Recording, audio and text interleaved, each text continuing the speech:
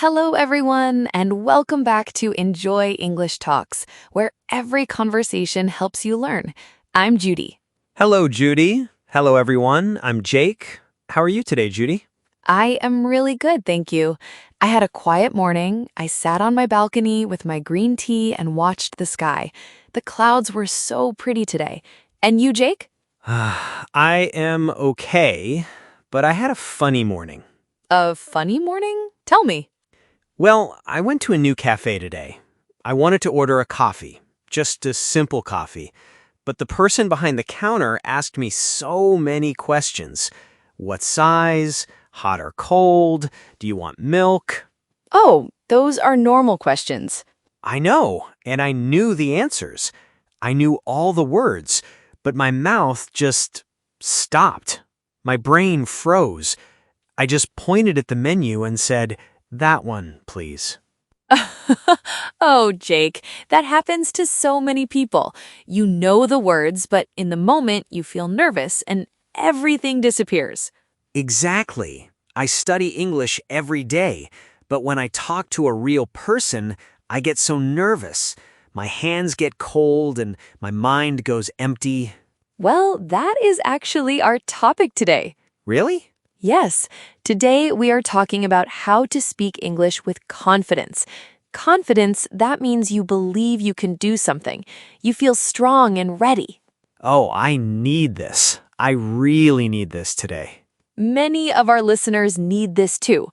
So today I have 5 tips, 5 simple tips to help you feel more confident when you speak English. 5 tips? I am ready. But first, we have a small request. Yes, if you like our podcast, please click the like button. Please subscribe to Enjoy English Talks. And share this episode with your friends and family. Thank you. It helps us so much. We love our listeners. Okay, now let's start. So, Judy, what are we learning today? Well, let me ask you something first. When you speak your own language, do you feel nervous? No, never. I feel fine. I just talk. But in English, you feel different. Very different. I feel small, like a child. I think too much before I speak, and then the moment is gone. That is so normal. When we learn a new language, we often feel like a child again. But I want to tell you something important. You don't need perfect English to be confident. You just need to start. Start small. Exactly. And that is tip number 1. Start with short sentences. Short sentences. Yes, many learners think they need long, beautiful sentences. They think they need to say something like, "Excuse me, I was wondering if I could perhaps order a cup of coffee." I could never say that in a cafe. My brain would stop at wondering. And you don't need to. You can say, "1 coffee, please." 3 words. Done. The person understands you. You get your coffee. That is success. 1 coffee, please. That is really easy. Right. Short sentences work. Where's the bathroom? How much is this? Can I sit here? These are all short, and they all work perfectly. So I don't need to say more. No. Short is clear. Short is strong. And when you use short sentences, you make fewer mistakes. When you make fewer mistakes, you feel more confident. And when you feel confident, you want to speak more. It is like a circle. A good circle. A good circle. I like that. Let me try some. Is this seat free? Perfect. 4 words. Everyone understands. The check, please. That's right. Okay, one more. I'm at a shop. I want to try on a shirt. Can I try this on? 5 words. Clear and polite. You see, Jake, you already know many short sentences. You use them every day. You just didn't know they were enough. I always thought I needed more words. You don't. Short sentences are strong sentences. And here's one more thing. When you use a short sentence and the person understands you, pay attention to that feeling, that good feeling. That is confidence growing. I like that feeling. Good. Now, our second tip, prepare your safe sentences. Safe sentences. What do you mean? Safe sentences are sentences you know very, very well. You practice them so many times that they feel easy. They feel natural. When you need them, they just come out. Like when you ride a bicycle. You don't think about it. Your body just knows. Oh, I see. because I practiced so many times. Exactly. The same thing happens with sentences. Say, nice to meet you, 100 times at home. Then, when you meet a real person, the words just come out. You don't need to think. You don't need to translate. Okay, what are some good safe sentences? Here are a few. Nice to meet you. Can you say that again, please? I'm sorry, I don't understand. How much is this? Thank you so much. Can you say that again, please? I love that one, because sometimes people speak fast and I need them to say it again. Yes, and here's the beautiful thing. When you say, can you say that again, please? You are speaking English. You are having a real conversation. That is confidence right there. That is true. I never thought about it that way. How many safe sentences do you need? I think 5 to 10 is a great start. Practice them every day. Say them out loud. And when the moment comes, you'll be ready. I will make my list tonight. Great idea. And you know what? Let's practice right now. Imagine you meet someone new. I will be that person. Ready? Okay, I will try. Hi there, I'm Sarah. What is your name? Hi, Sarah. I'm Jake. Nice to meet you. Nice to meet you too. Where are you from? I am from my country, but I live here now. Oh, nice. How long have you been here? I'm sorry, can you say that again, please? Of course. How long have you lived here? Oh, about 2 years now. That is great. Well, nice talking to you, Jake. Thank you. You too. Nice to meet you. Perfect. Did you hear that, everyone? Jake used 3 safe sentences in that conversation. He greeted her, he asked her to repeat something, and he said goodbye. Those safe sentences carried the whole conversation. That felt easy. I didn't think about grammar at all. That is the power of safe sentences. When your mouth knows the words, your brain can relax. This one is my favorite so far. Good. Now, tip 3, practice alone first. Practice alone? Talk to myself? Yes, I know it sounds funny, but it really works. When you practice alone, there is no one watching, no one waiting for your answer. No stress. You can make mistakes and nobody knows. Where should I do this? Anywhere. When you cook dinner, say what you were doing. I'm cutting the tomato. Now I'm putting it in the pan. It smells so good. When you walk Max in the morning, talk about what you see.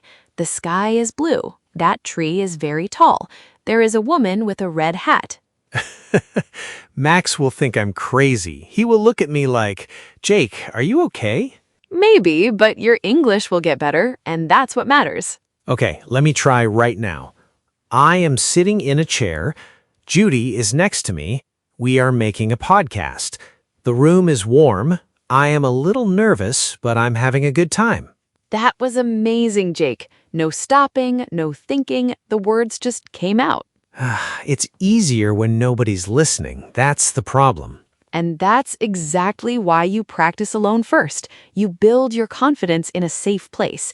Then, when you talk to real people, those words aren't new. They feel normal. You already said them before. You know them.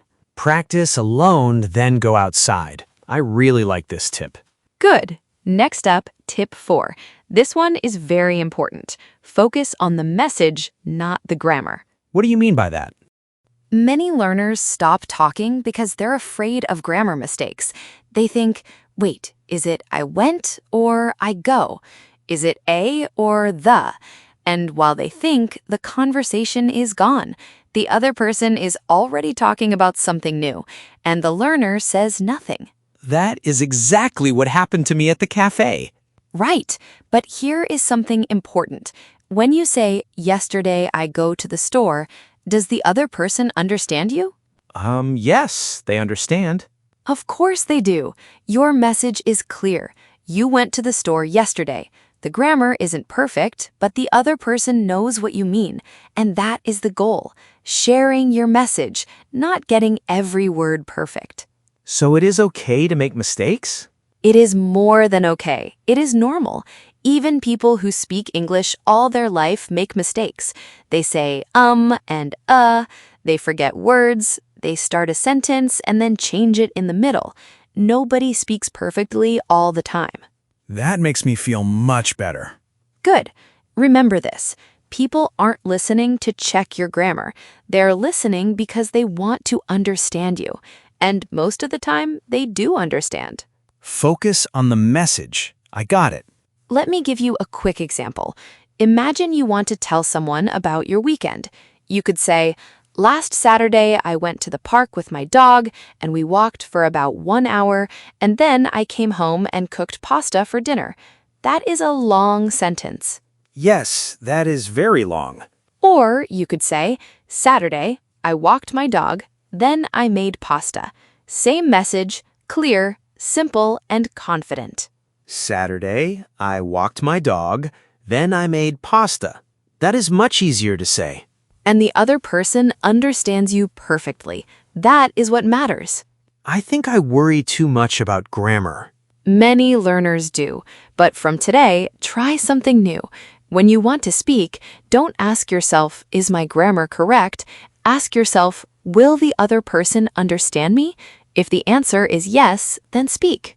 Will the other person understand me? That is a much better question. And now, our last tip. This is my favorite one. Celebrate every small win. Celebrate? Like a party? Well, maybe not a party every day, but yes, celebrate. Celebrate means be happy about something you did. Say, "I did it" to yourself. Because every time you speak English, even a little bit, that is a win, Jake. You ordered coffee this morning, right? Yes, but I only pointed at a picture on the menu. But you also spoke. You said, "That one, please." You used English with a real person in a real place. That is a win, Jake. I didn't think about it like that. Most learners don't. They only see what they did wrong. I forgot that word. My grammar was bad. But they don't see what they did right. You walked into a cafe, you understood the questions, and you got your coffee, all in English. You are right. I did do all of that. So celebrate. Say to yourself, "I spoke English today. I did it." Write it down if you want to. Keep a small list of your wins every week. A win list? Yes. Monday, I ordered coffee in English. Tuesday, I said good morning to my neighbor. Wednesday, I asked someone for directions. When you read your wins on paper, you think, "I am doing great. I'm getting better." Wait, actually, I have more wins from this week. On Monday, I read the menu at a restaurant in English, and I understood everything. That is a win. And yesterday, a tourist asked me for help. A tourist, a person visiting from another country. He asked, "Where is the train station?" And I said, "Go straight, then turn left." He understood me, and he said thank you. Jake, that is amazing. You helped someone in English. You gave directions. That is a big win. I didn't even think about it until now. I just did it. And that is the best part. Sometimes confidence comes to you without you knowing. You just need to notice it. So tonight, write those wins down. Read them before bed.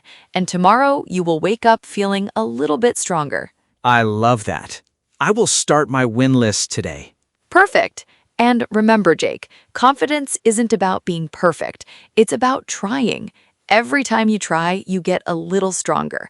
Every time you open your mouth, you grow. Every time I try.